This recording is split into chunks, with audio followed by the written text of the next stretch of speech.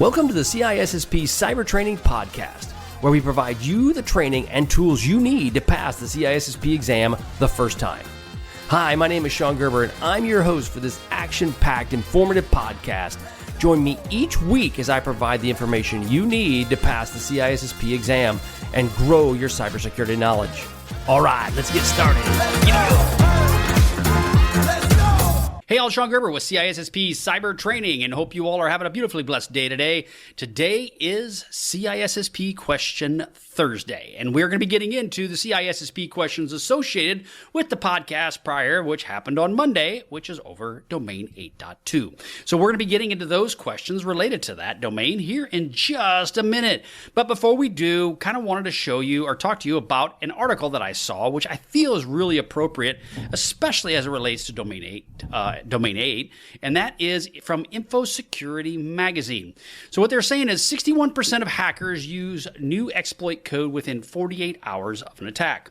Now, I don't know if you all have been watching, but there on Netflix, there is this new video. It's a new program called 0 Day, and it's actually pretty good. Coming from a bunch of hackers and people that can understand what they're talking about, it is very interesting. I would say that it's obviously made for movies, and it's pretty substantial for somebody to be able to do everything that this can do, but it's a really good video for you to watch, and it's entertaining. So, but that being said, it's all about malware, right, baby? It's all about the malware.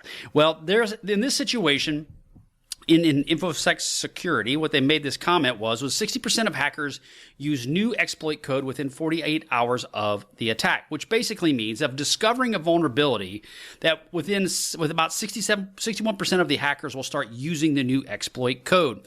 So in the past, it took time for that to occur, but now it's happening in a much quicker format than it used to happen in the past.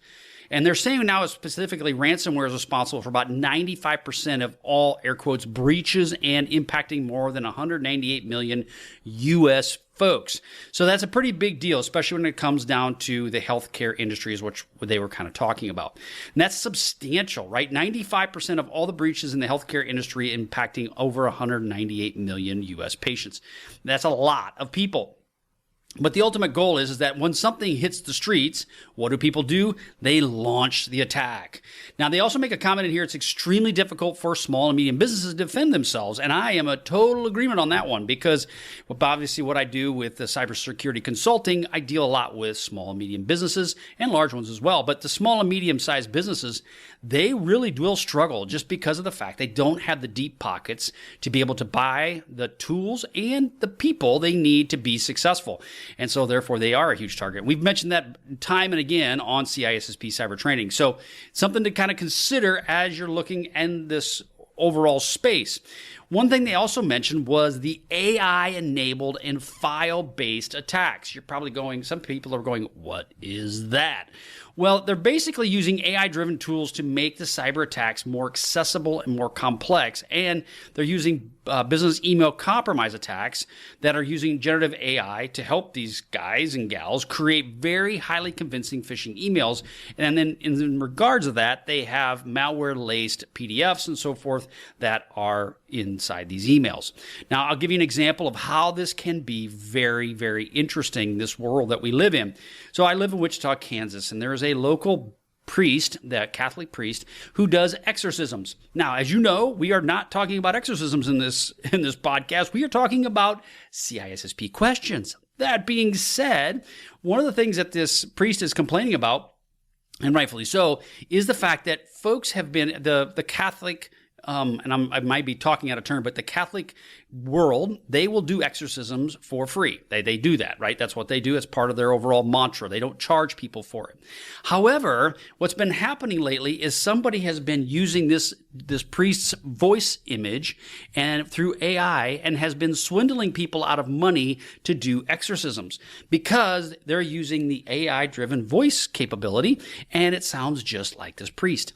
And this priest, AI-driven priest, is asking for money, and people that are struggling with this, whether it's mental illness or whether it is a fact that they have a demon-possessed person, they are willing to spend the money to get away from this pain. So what's happening is they are being taken advantage of. And I will be honest, this is the first time I've heard somebody actually getting manipulated based on AI words or AI voice voice software that is out there. So it's just crazy. So and as you're seeing, as this world is changing, I go back to 0 day going, well, it's a little far-fetched. Yeah, I don't know how far-fetched it is. It's getting pretty close to being within another 5 to 10 years. It's going to be even more doable. Now, one of the big factors we talk about in CISSP cyber training is the fact that business networks and process networks typically aren't on the same kind of network, or they're not the same type of technology, which is added as because of security through obfuscation or security through not understanding the technology. I guess there's probably a word for that. But bottom line is there is some potential merit at keeping that they all wouldn't be compromised at the same time. That being said, with AI being as capable as it is, I don't know. Well, it'll be interesting to see how that plays out. And I think it's going to be something that our lawmakers really need to take a focus on and make sure that they are doing everything they can to protect the various countries that we all live in. Again, this isn't just a United States problem. This is a China problem. It's a North Korea, well, not really North Korea, that's not true, and it's an Australian problem, it's a European problem, everybody's going to deal with this. So again, very, very interesting. I highly recommend you go check out this article, and also that you go and check out 0 Day. Yes, it is an amazing tale of malware in your world. Yeah, that's pretty cool, right? Okay, we're moving on. So let's get into the CISSP questions for today. So as we know, this is over domain 8.2, and these are the questions you can get access to at CISSP Cyber Training.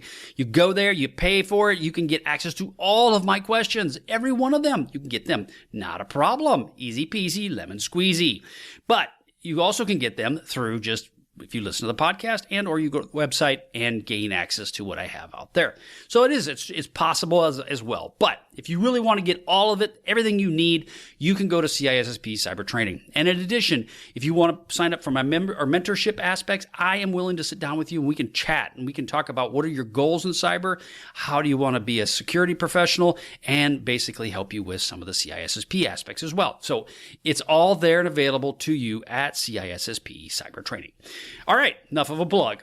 All right, this is group 11, again, 15 questions, and this is based on domain 8.2. Okay, question 1. During the security review of a DevSecOps pipeline, you discovered that a security testing is only performed in the final phase before development or deployment. What is the primary security risk associated with this practice? Again, security review, it's in the final phases, but the security testing was only done in the final testing phase before deployment. What is the primary security risk associated with this practice? A, increased cost due to delayed security testing. B, higher risk of security misconfiguration in production. C, decreased visibility into the software vulnerabilities. Or D, reduced agility in responding to functional defects. And the answer is B, higher risk of security misconfigurations while it's in production. Okay, so as you're dealing with SDLC, which is your software development lifecycle, that's the typical, and you might see SSDLC, but it's basically secure software development lifecycle. This is where you're performing this testing only in the final phase, increases the risk of misconfiguration and potential vulnerabilities that go undetected before they get pushed out into production.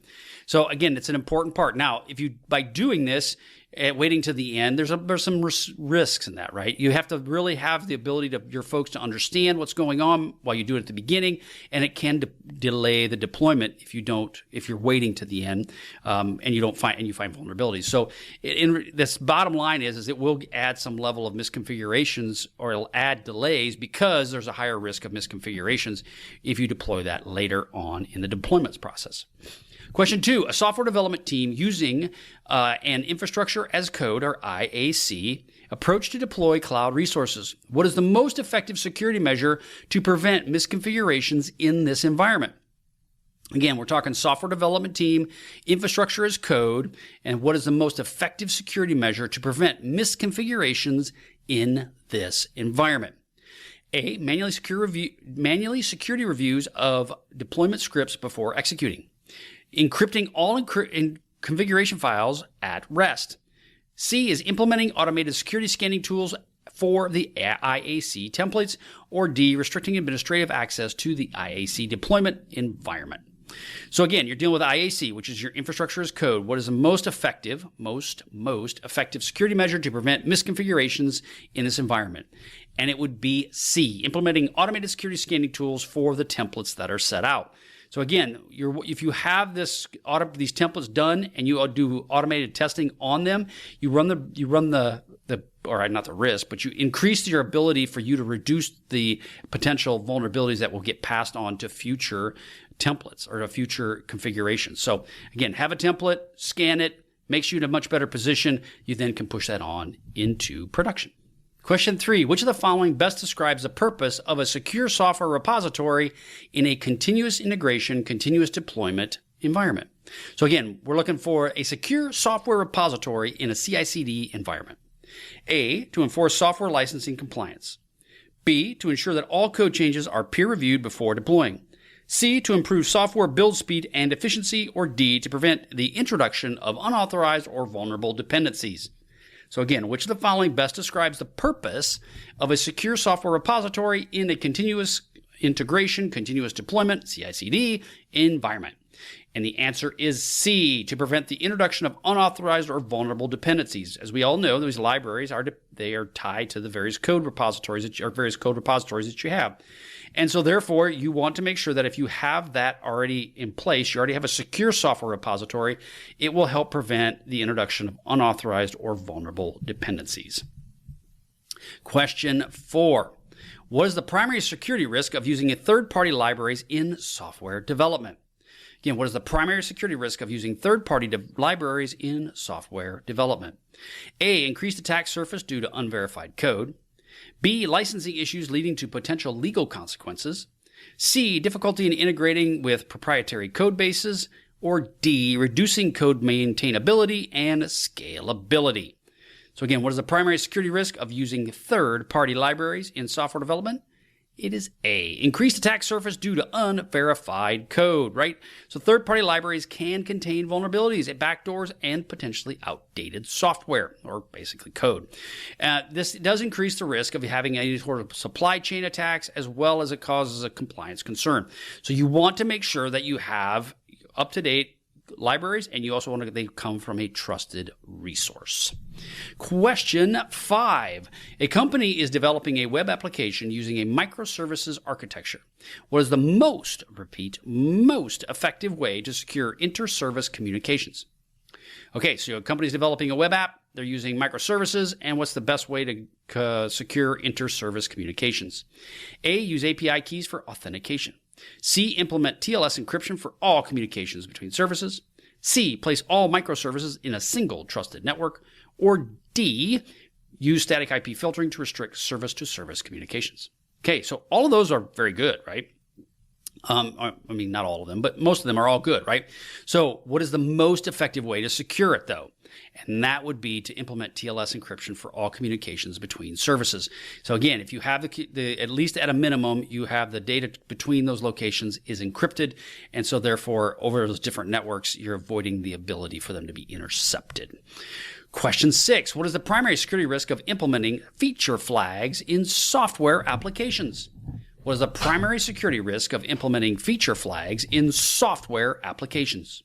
So feature flags can expose sensitive configurations and settings on the client-side code. B, attackers can exploit these feature flags by bypassing authentication controls. C, feature flags increase the risk of privilege escalation. Or D, feature flags inherently introduce SQL injection vulnerabilities. Okay, so what is a feature flag? Well, okay, you have to know that before you can really answer the question, but the answer is A. Feature flags can expose sensitive configuration settings in client-side code. So they are often stored in the client-side code, especially JavaScript, with the local storage, making them accessible to attackers. And there's a lot of times configurations that are in these feature flags that are all set up and ready to go. Question 7. What is the primary security benefit of adapting a zero-trust architecture in software development environments? So what is the primary security benefit of adopting a zero-trust architecture in software development environments? A, ensures only authorized users can access the software repository. B, it simplifies security patching across all development assets. C, it introduces or reduces the number of security tools needed for monitoring. Or D, it minimizes lateral movement within the development network. So what is the primary security benefit of adopting a zero-trust architecture in software development environments? It is D. It minimizes lateral movement within the development network. But basically, if they get into the development network, they are stuck. They can't get out because it's of a zero-trust environment. Basically means you don't trust anything outside of that environment. And so therefore, it's a great way for you to limit it. And also having it segregated is a great option as well. So the ultimate point of this is that by doing that, you have to assume, one, you don't want folks to get into your development environment. But two, if they do, they are stuck. They're limited on what they can do. They may be able to limit or take advantage of credentials that are there or maybe even some of the data that's there. But if they can't get outside of it, that's all they get. Question 8, a developer accidentally commits a private API key to a public Git repository. What is the most effective immediate mitigation? So again, a private API key, basically private secrets, to a public Git repository. A, rotate the compromised key and revoke the access of the old key. B, remove the API key from the repository and push a new commit, which doesn't fix anything. C, delete the entire repository and create a new one. Oh, that would be bad. You could do that, but it'd be bad. C, notify all users the key may have been exposed. Yeah, that's probably not good because you're just telling them that. The answer is A, rotate the compromised key and revoke access for the old key. Again, great thing to do, but you gotta see it and you gotta deal with it. Question 9, how does static application security testing, SAST, improve security? Software security, that is. A, by identifying runtime vulnerabilities during the application's execution. B, by preventing zero-day exploits in production environments. C, by detecting security flaws in source code before compilation. Or D, by ensuring compliance with secure coding standards during deployment. And the answer is C, by detecting security flaws in the source code before it's actually compiled. It gets it done then, right? So that's when it looks at it, and that will help you in those situations to help avoid insecure coding practices and the like. Okay, question 10. Question 10, which security control is most effective in protecting against dependency confusion attacks? Again, which security control is most effective in protecting against a dependency confusion attack? A, enforcing signed package verification and dependency pinning. B, by blocking the use of external package repositories. C, requiring developers to manually review all third-party libraries. Or D, implementing a perimeter firewall to filter malicious packages. Again, which security control is most effective in protecting against dependency confusion attacks? Well, basically, dependency confusion attacks occur when the attackers publish malicious packages with the same name as the internal ones. That is what they call a dependency confusion attack. I mean, honestly, that's kind of new to me. I didn't really know what that was, but until I did a little bit of digging. And the answer is A, right? Enforcing signed package verification and dependency pinning. If you have a signed package verification, you now ensures that only trusted packages are used. Whereas if you don't do that, you could have something that you weren't anticipating. Question 11, an organization is implementing role-based access controls, or RBAC, in its software development environment. What is the primary security benefit of this approach? So what is the primary security benefit of using RBAC within your company? A, it enforces segregation of duties by restricting access based on job functions. B, it eliminates the risk of privilege escalation attacks in production environments. C, it prevents external attackers from accessing internal development tools. Or D, it reduces the complexity of managing individual user permissions. And using of RBAC, the primary security benefit is A, it enforces segregation of duties by restricting access based on job functions, which we have talked about routinely in CISSP cyber training. Question 12. A development team follows the agile methodology and frequently releases updates to its application. What is the most effective way to integrate security into the process without slowing down development? Again, a development team follows agile and it frequently releases updates to its application because agile does that. What is the most effective way to integrate security into this process without slowing down development? A, requires security sign-off before every production deployment. B, conduct security assessments only for major software releases. C, implement automated security testing into a CI/CD pipeline. Or D, use dedicated security sprints at the end of each development lifecycle. And the answer is C. You are correct. It is a CI/CD pipeline, and automating that will be wonderful for you if you're using Agile. It makes it much, much, much easier. Did I say that enough? Yeah, much easier if you use the CI/CD pipeline in an automated format. Question 13. A developer discovers a critical vulnerability in an application just before deployment. The project manager insists on releasing the software on time and do the patching in its next update. What is the best course of action? Okay, the project manager is running it all. What is the best course of action? A, proceed with deployment but include a temporary mitigation. C, delay deployment until the vulnerability is remediated. C, perform additional security testing after the deployment to assess the risk. Or D, escalate the issue to senior management and document the risk. Yeah, it's D. Yeah, you want to just raise it up the flagpole, say, yeah, this isn't smart. Let's not do that. And that's a much better option. At least if anything, you know what? You all talk about it, and then they finally, everybody agrees and says, yeah, we're just going to accept the risk. Okay, cool. Then everybody's in the boat together as it sinks. So again, it's all good. Everybody's rearranging the deck chairs on the Titanic. Question 14. Which of the following is the most effective way to mitigate insider threat in a software development environment? Again, which is the following most effective way to mitigate insider threats in a software development environment? A, enforcing multi-factor authentication for all code repository access. B, implementing strict audit logging and anomaly detection in development tools. C, conducting regular security awareness training for all developers. Or D, rotating the developer access credentials every 30 days. And the answer is B. The most effective way is implementing strict audit logging and anomaly detection in the development tools. Again, you want to have all that set up. That's the most effective way. Question 15, the last melon. A company adopts containerized applications using Docker and Kubernetes. These are cool. They work really well. What is the most effective way to secure the software supply chain in this environment? So again, they adopt containerized applications using Docker and Kubernetes. What is the most effective way to secure the software chain in this environment? A, deploy all containers in a private cloud and reduce exposure. B, use lightweight container images to reduce attack surface. C, to encrypt all container network traffic using TLS. Or D, regularly scan container images for vulnerabilities before deployment. All of those will work, right? But the most effective is scanning the container images for vulnerabilities before they actually get deployed. By doing that, you are actually staying on the bleeding edge, the cutting edge of ensuring that everything is most secure as it possibly can. So again, that's the best thing to do. All right, that is all I have for you today. Go on over to CISSP Cyber Training. You can gain access to all of my questions, all of my content. My blueprint will walk you through the CISSP step by step by step. It's a perfect thing. And it works, well, it's not perfect, but it's pretty cool. It works pretty good.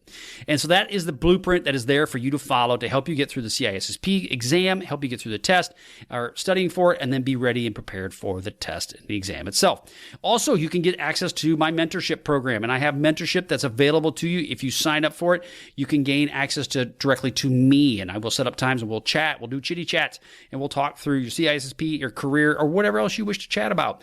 That's the mentorship tier that I have. And then finally, I have a tier if you are a professional that's looking for more hands-on. You get basically get me for about 12 different sessions. It's getting your CISO in a box. That's kind of how that works. And then also the ability to help you on your CISSP. So it's pretty cool. It's actually very inexpensive for getting a CISO in a box, but it's something you can use and take care of. Yeah, I don't know what I really meant to say with that, but anyway, check it out. It's pretty cool. Go to CISSP Cyber Training. If you are looking for a consultant, go to reducecyberrisk.com and you can check out all the stuff that's there at reducecyberrisk.com. Okay, thanks so much for joining me today. I hope you guys have a wonderful and beautiful day, and we will catch you all on the flip side. See ya. Hey, thanks again for listening today. It's been my pleasure to prep you for the CISSP exam. Are you interested, though, in some free CISSP exam questions? Head on over to freecisspquestions.com and sign up to join my email list, and you'll receive access for 60 free CISSP questions each and every month for the next 6 months. That's a total of 360 questions just for signing up with CISSP Cyber Training. You'll also gain access to other free CISSP resources, so just head on over to freecisspquestions.com and sign up, or head on over to CISSPcybertraining.com and sign up today. Have a wonderful day, and we will catch you on the flip side. See ya.